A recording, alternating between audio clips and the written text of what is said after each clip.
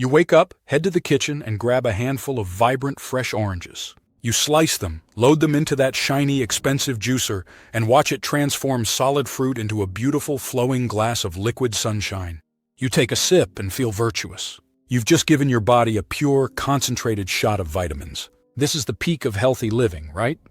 But what if I told you that this celebrated morning ritual, this supposed health hack, isn't just stripping your diet of its most powerful nutrient, but it's also hitting your body with sugar in a way that's shockingly similar to drinking a can of soda? It sounds a little crazy, but the beautiful, clear juice in your glass is hiding a secret. And the evidence we're about to break down might just change your morning routine forever. Look, the idea that juice is healthy isn't silly. It comes from a good place. After all, it's made from fruit. Fruit is healthy. So, fruit juice must be healthy. We see cartons packed with claims of vitamin C, antioxidants, and natural energy. And it's a convenient way to get your fruit intake, especially for those of us who struggle to eat enough whole fruits. This is what's known as the health halo effect, where we see something as good for us, even when the reality is a lot more complicated. So that brings us to the big question. Is fresh squeezed juice genuinely healthier than just eating the whole fruit it came from? Or have we been so focused on the vitamins that we've completely missed what we're throwing away? The truth isn't in what's in the glass, but in what's left behind in the juicer, the pulp, the skin, the membranes. In our search for a smooth, easy-to-drink beverage, we are systematically removing the most valuable part of the fruit.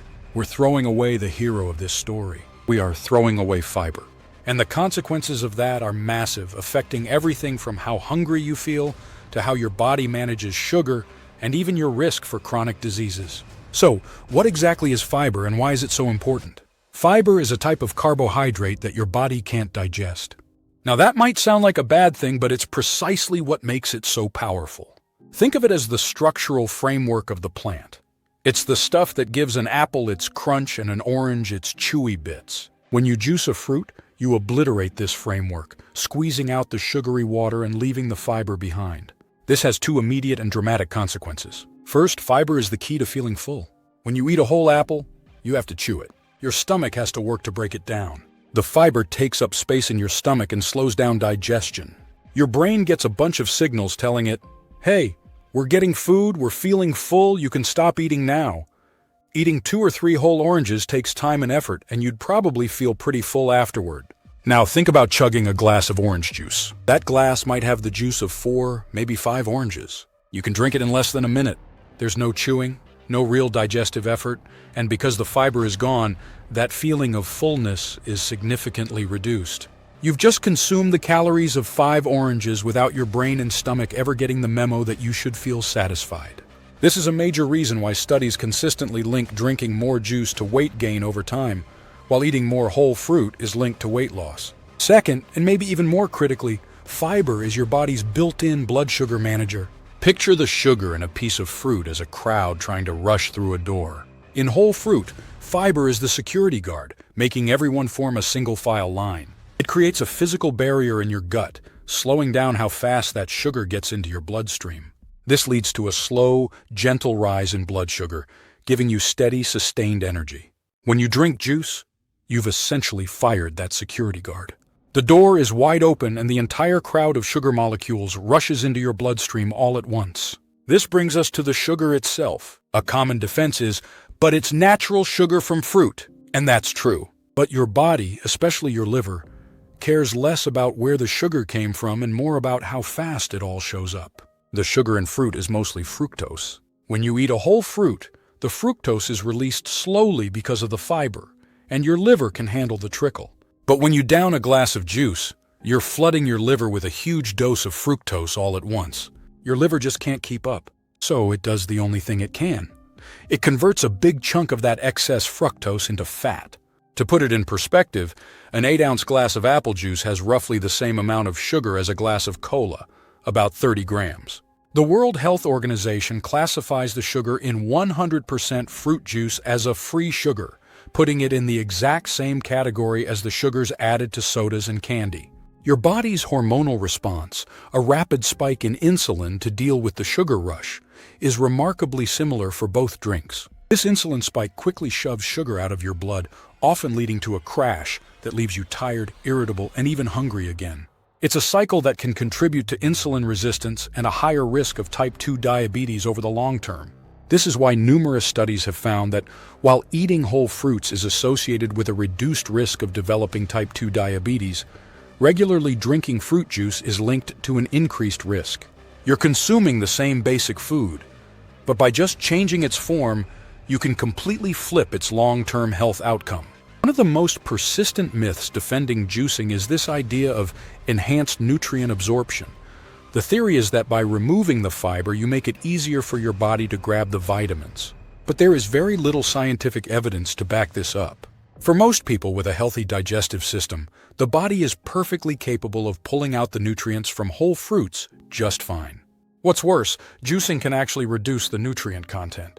Many powerful antioxidants and beneficial plant compounds, often called phytonutrients, are attached to the fiber in the fruit's pulp and skin. When you throw away the pulp, you're throwing away a significant portion of these health-promoting compounds right along with it. So not only is the better absorption argument pretty weak, but you might be getting a less nutritious drink anyway. Recent research has also shown that 3-day juice-only diets can negatively mess with your gut microbiome, increasing bacteria associated with inflammation. That fiber you throw away? It's the exact food your good gut bacteria need to thrive. So what's the final verdict? The science overwhelmingly points in one clear direction. Eating whole fruits is way healthier than drinking fruit juice. The combination of intact fiber, a slower sugar release, feeling fuller longer, and a more complete nutrient profile makes whole fruit the clear winner for your health, weight, and long-term disease prevention. Does this mean you have to banish juice from your life forever? Not necessarily.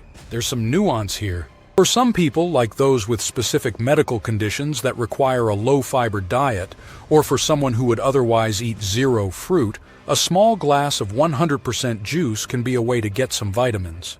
If you are going to drink juice, moderation is key.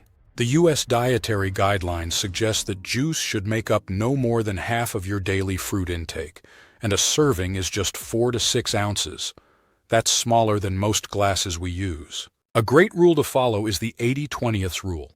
If you're juicing, make it 80% vegetables, which are naturally low in sugar, and just 20% fruit for a little sweetness. But what if you just love the convenience of a drinkable fruit meal? There's a much better way, blending. When you make a smoothie, you put the entire fruit in the blender. Skin, pulp, everything. The blender's blades chop the fiber into tiny pieces, but, and this is the important part, the fiber is still in the drink. Because all that fiber is retained, smoothies are more filling and have a much less dramatic impact on your blood sugar compared to juice. Plus, they deliver all the nutrients that were in the whole fruit to begin with. While the blending does break down the fiber structure a bit, it's still vastly superior to juicing, which gets rid of it completely. It's the perfect compromise between the convenience of a liquid and the nutritional punch of the whole food. So next time you're thinking about your morning routine, remember what we've talked about. Try to eat your fruits whole whenever you can. If you want a convenient drink, blend them into a smoothie instead of juicing them. And if you do pour a glass of juice, think of it as an occasional treat, not a daily health pillar. I'm curious, has this changed how you think about juice? What's your favorite way to get your fruit in? Let me know down in the comments. If this video helped clear up this common health myth, please give it a thumbs up and think about subscribing for more deep dives into the science behind our food. Hit that notification bell so you don't miss our next video, where we'll tackle whether plant-based milks are actually better for you than dairy. Thanks for watching. And remember, nature's packaging, the pulp, the skin, the fiber, isn't just waste to be thrown out. It's the most important part of the deal. It's the whole point. Don't just drink your fruit. Eat it.